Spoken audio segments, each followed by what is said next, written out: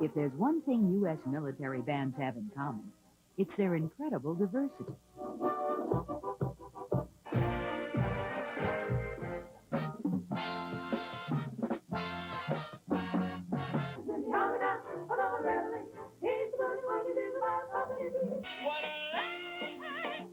America's military musicians, working in concert for patriotism and pride.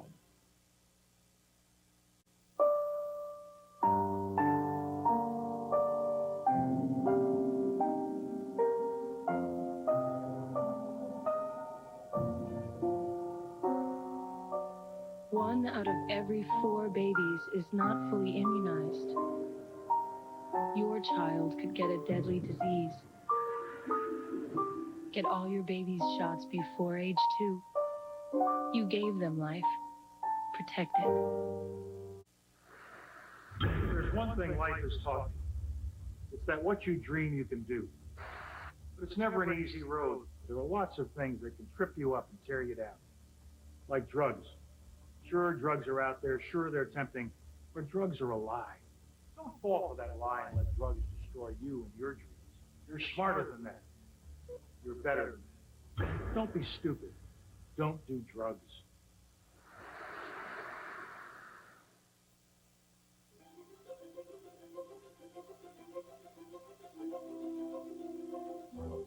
Wyoming is our 9th largest state and is located in the mountain region. It's bordered by Montana, South Dakota, Nebraska, Colorado, Utah, and Idaho.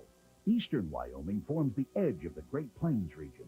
The Rocky Mountains cover the western 2/3 of the state and feature some of the country's most magnificent geographical features. Devil's Tower is located near the Belforge River. This stump-shaped rock is the core of an extinct volcano. The state's highest elevation is Gamut Peak at nearly 14,000 feet, located in the Wind River Mountains. Further west near the Idaho border lie the spectacular peaks of the Grand Tetons. And to the north is Yellowstone National Park, home to bubbling hot springs, thundering waterfalls, and more than 200 geysers, of which Old Faithful is the most famous.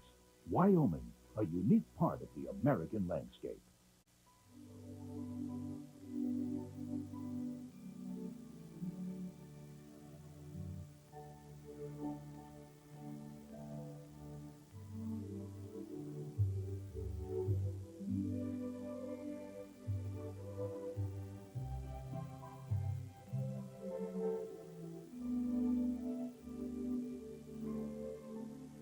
Season's greetings from AFRTS.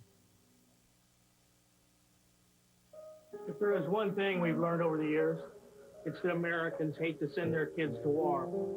But when we do, we owe them more than just our thanks. VA hospitals and spinal cord injury centers exist nationwide because of this obligation. They provide veterans the specialized medical treatment and therapy they need, caring for millions of veterans yearly. And for that, we give them our undying thanks.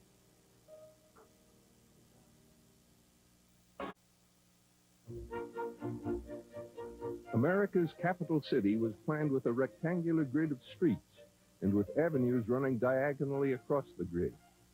The map is dotted with circles and squares, parks where the streets and avenues meet and the traffic goes around. Places for statues to honor Christopher Columbus, George Washington, foreign officers who helped lead the Army in the Revolution, military heroes like Andrew Jackson, Winfield Scott, George Henry Thomas, Ulysses S. Grant. Over 200 years ago, the designer Pierre L'Enfant called for statues to commemorate those whose usefulness hath rendered them worthy of general imitation, to invite the youth of succeeding generations to tread in the paths of those sages or heroes whom their country has thought proper to celebrate.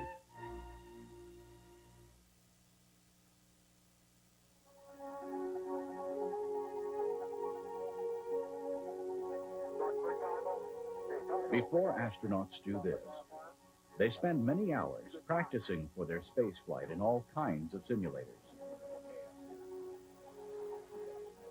Moving underwater simulates the weightlessness of space. Here, an astronaut practices manipulating the space shuttle's robotic arm. Astronauts fly Gulfstream jets to get a feel for handling the space shuttle. They also practice safety procedures, such as getting away from the shuttle and launch pad in case of an emergency, and leaving the shuttle using a flotation slide. Several weeks before the scheduled flight, the crew and flight controllers come together to practice the entire mission, a dress rehearsal for the real thing.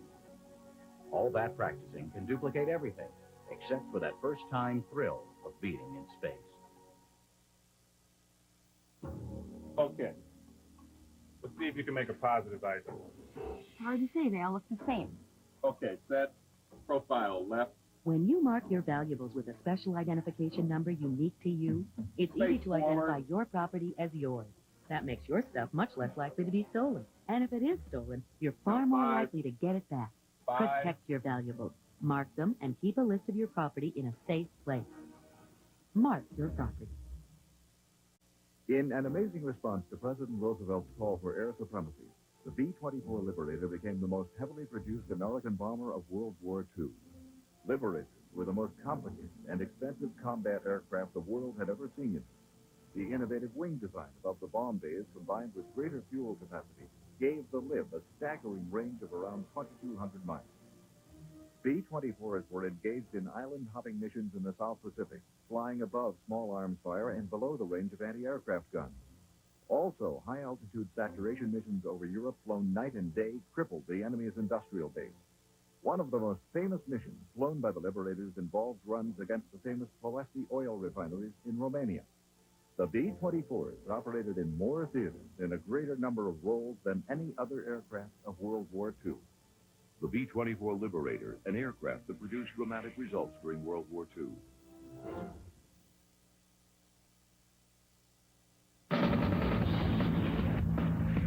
Oh, we're definitely helping to clean up the environment. I feel good, I did something today to help out somebody else. You learn as you do. In the Coast Guard, I've learned environmental science. The more we protect the environment, the better place the world will be. I can't believe I get paid for this. Ow! May 12, 1864, Pennsylvania, Virginia. Objective, move Confederate troops back to Richmond. Soon the rebel skirmishers commenced firing.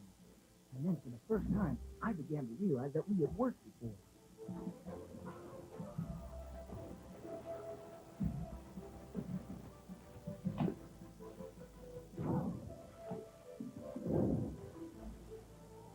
I saw a rebel colored company try to make a desperate escape. I made up my mind that I must have those colors. I knew that my rifle was empty, but they did not.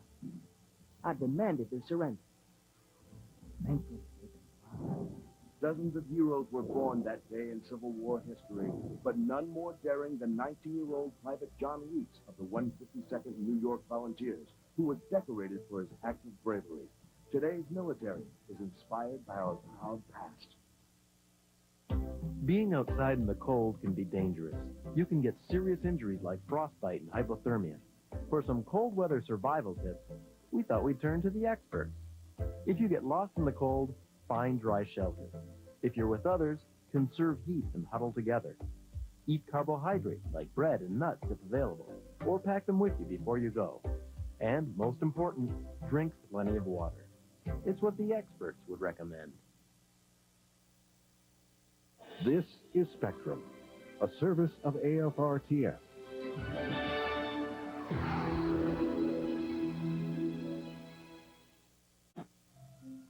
Recognize this jolly fellow? Every year, Santa Claus and his helpers are busy at the North Pole preparing gifts for the holidays. Children all over the world know him, but not always in the same form or by the same name. In Italy, Santa is a woman named Befana, who rings a bell to let the children know she's coming. In Holland, Black Peter drops candy and gifts down the chimney, where good children leave their shoes to catch them. In Russia, Diet Moroz has a long beard and carries a staff. In Japan, Hotiosho is a jolly old man with big ears. Besides presents, he carries a fan everywhere he goes. Julenessi is from Norway and Denmark, and looks similar to our Santa, except that he's only 12 inches tall. They may look different, but they all represent a holiday tradition everyone's familiar with, the joy of giving. Happy holidays from AFRTS.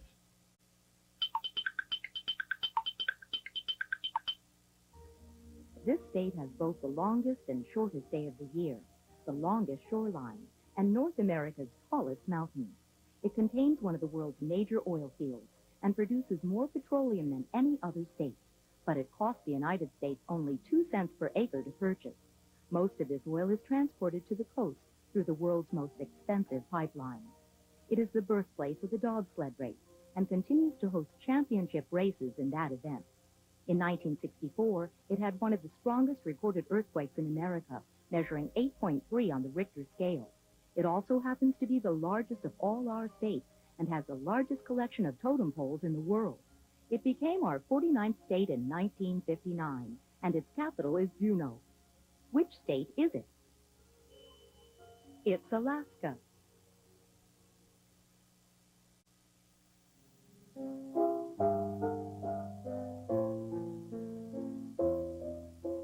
The pioneering missionaries who ventured into Wisconsin several hundred years ago and stumbled upon these islands named them the Apostle Islands. At the time, they thought there were only 12, but in fact, there are 22 islands clustered off the Bayfield Peninsula in Lake Superior. The islands range in size from one tiny islet to another with more than 14,000 acres, some populated by nothing more than deer, bear, and birds. And they have been this way for hundreds of years.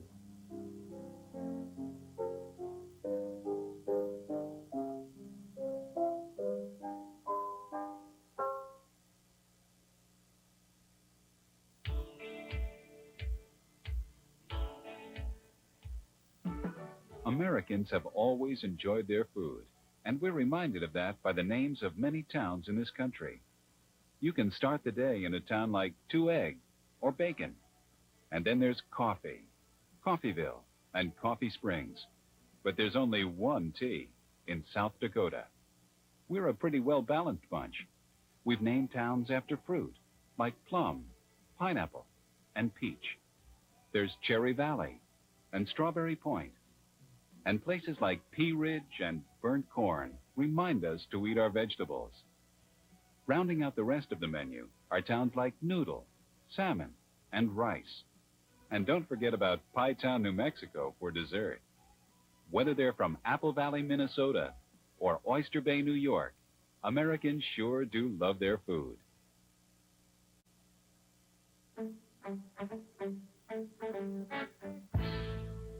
In 1906, an Arkansas farmer named John Huddleston was having trouble growing crops on his land. When he looked closely at the soil, he saw 2 crystals. Huddleston asked a jeweler in town what the crystals were, and the jeweler said, diamonds. A small diamond rush followed, and he sold his farm to a mining company.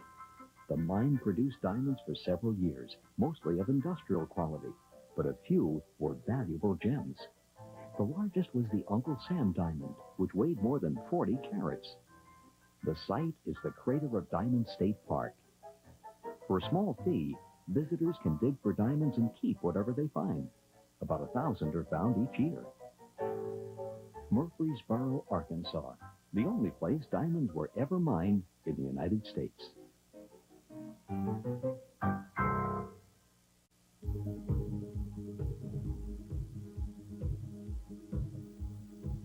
On land, sea, and in the air, radio detection and ranging, or radar, played a critical role during World War II. Refined through discoveries made from 1922 through 1939 by scientists in the U.S. Navy Research Lab and the U.S. Army Signal Corps, radar found its first application during World War II. By bouncing a radio beam off approaching aircraft or ships, radar operators could determine the enemy's position. American forces were warned of approaching enemy planes at the Second Battle of Savo Island and the Battle of the Philippine Sea. Because of its detection capability, radar was responsible for forcing German subs to stay underwater for excessive periods of time. It also aided in accurate navigation for aircraft during periods of limited visibility. Radar, another significant World War II first. Spooky music, you know what that means. Yeah, this guy's in trouble. What did you want to talk to me about, Walter? Well, and make it fast. What kind of people do you like, Carla? People who are street smart. Oh, And taller. thinking people. That leaves you out, Sparky. Look, it's Paris for us. Oh, alleys are always safe places to hide. Escape routes and the people who don't plan them on the next stunning. I knew I should have taken that left turn at Albuquerque. Submitted for your approval. A man fleeing for his life. Could it have been avoided? Yes, he could have avoided this whole mess by using some common sense, but no, not Sparky. When overseas, avoid becoming a target for terrorists. Always be aware of your surroundings. Stay alert and use common sense. Being street smart is the smart way to avoid being a victim of terrorism.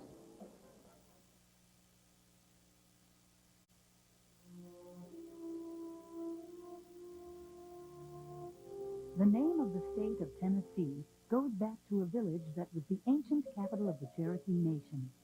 In 1567, Spanish explorers called this village Tennessee. English explorers in the 18th century noted it as Tennessee and Tennessee in their journals and maps. Whatever the spelling, its meaning is lost in history. Eventually, the name was also given to a small stream and a river flowing near the village. From 1785 to 1789, the settlers on this land called it the State of Franklin in honor of Benjamin Franklin, but it was never recognized by Congress. In 1790, it officially became the Southwestern Territory, but it was still commonly called Tennessee, a name it retained when it became a state. Tennessee, the name of the ancient capital of the Cherokee people. 1729, and French settlers are worried. English colonists are pushing their way across the Alleghenies. So Chaussegros de Lery is sent by the French to fortify the Ohio River. In the Carolinas, English colonists are having their share of problems. Settlers want protection from the Indians. The Crown's answer, royal control. Not exactly what the colonists want. News travels north, where Benjamin Franklin publishes the Philadelphia Gazette. A powerful news source, it becomes the leading newspaper from New York City to Charleston in 1729.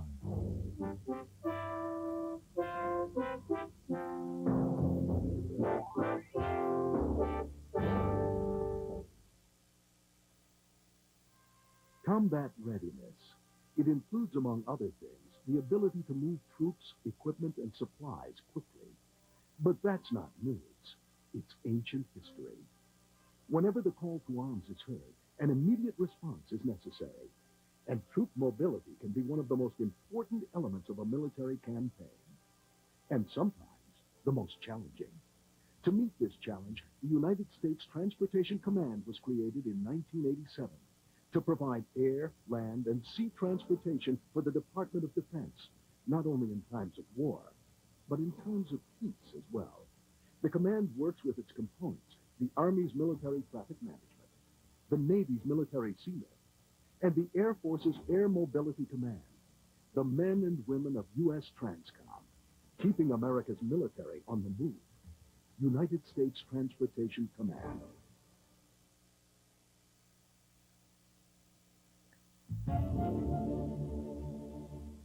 Hell with the fires burned out was how one man described this landscape in 1860. He couldn't have known that over 35 million years ago, this region of South Dakota was a vast inland sea.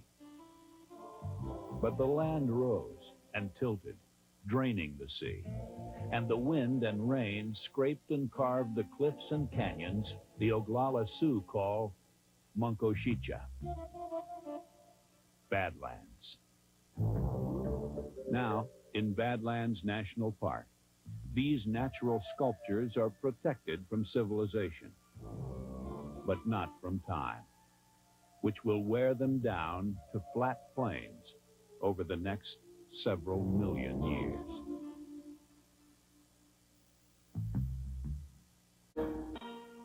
When it comes to desserts, Americans have had a long love affair with ice cream, including George Washington. The first president was a big fan, and his Mount Vernon kitchen included 2 pewter ice cream pots.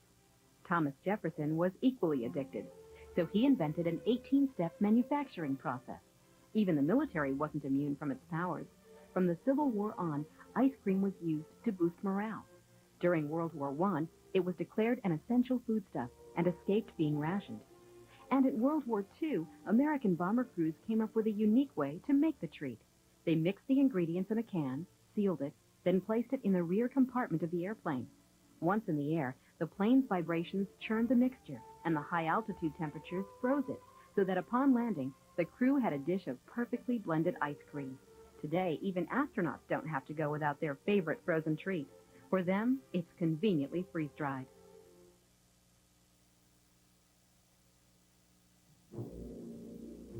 When Congress passes a bill, it goes to the President for approval. If the President disagrees with it, for any reason, he can try to prevent it from becoming law. Under the Constitution, the President can veto a bill by refusing to sign it and returning it to Congress within 10 days with his written objection.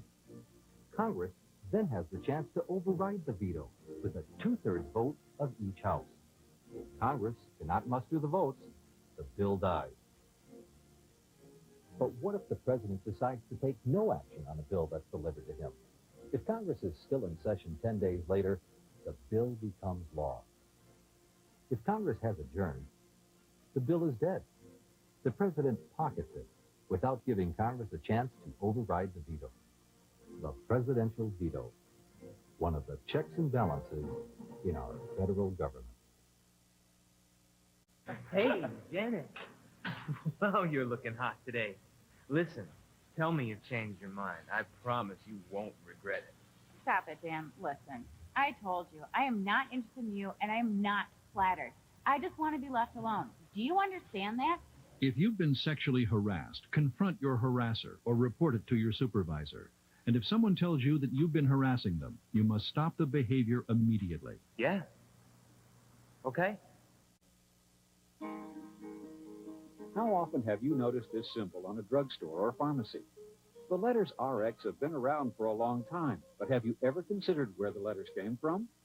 Their origin dates back to over 5,000 years ago, when Egyptians used a drawing of the Eye of Horus as a magic amulet to ward off disease. The symbol reappeared again in history during the Middle Ages, this time representing the planet Jupiter. Medieval alchemists and physicians believed people's health was heavily influenced by the planets, and Jupiter, they felt, was the most powerful in curing diseases. In early America, back when the drugstore was still called the chemist, the symbol was again used as a sign of medicine and healing. Only this time, the medical practice was based on science. The tradition continues today, as the RX sign recalls the distant days when the drug mixer's ways were ruled by sorcery and superstition.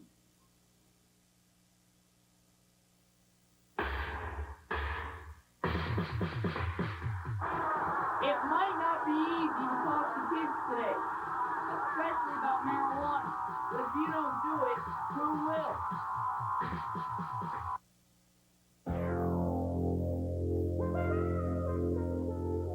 In the early 1950s, Betty Claire Graham worked as a secretary to support herself and her young son.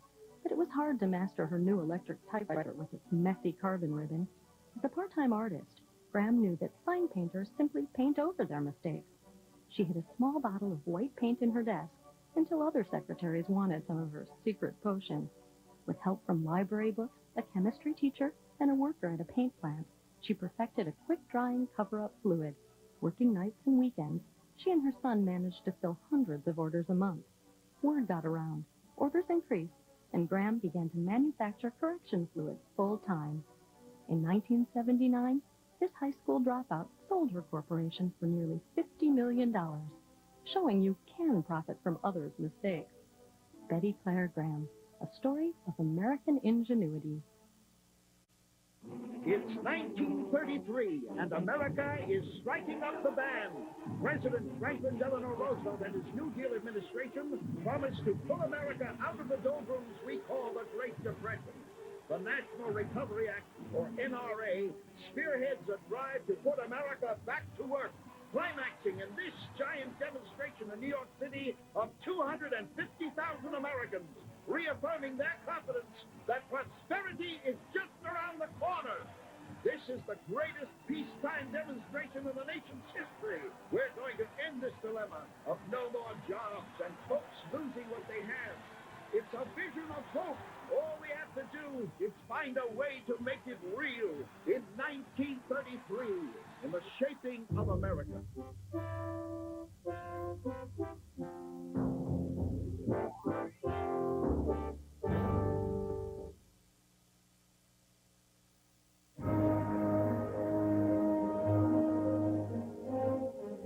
In 1863, Wilmer McLean, a sugar merchant, moved his family from Manassas, Virginia, where Civil War battles were raging, to a quiet village named Appomattox Courthouse. It was a peaceful place to live, and in fact, the Civil War effectively came to an end in McLean's front parlor. Because the courthouse was closed for Palm Sunday, General Ulysses S. Grant and General Robert E. Lee met at McLean's house. They quickly agreed on the terms of surrender, and on April 9, 1865, formally signed the documents. Later, both the historic house and the village fell into disrepair. But in 1954, the area became a National Historic Park. Today, the village contains 27 historic structures, all carefully restored to their Civil War appearance, complete with weathered shingles and white picket fences. Appomattox Courthouse Park.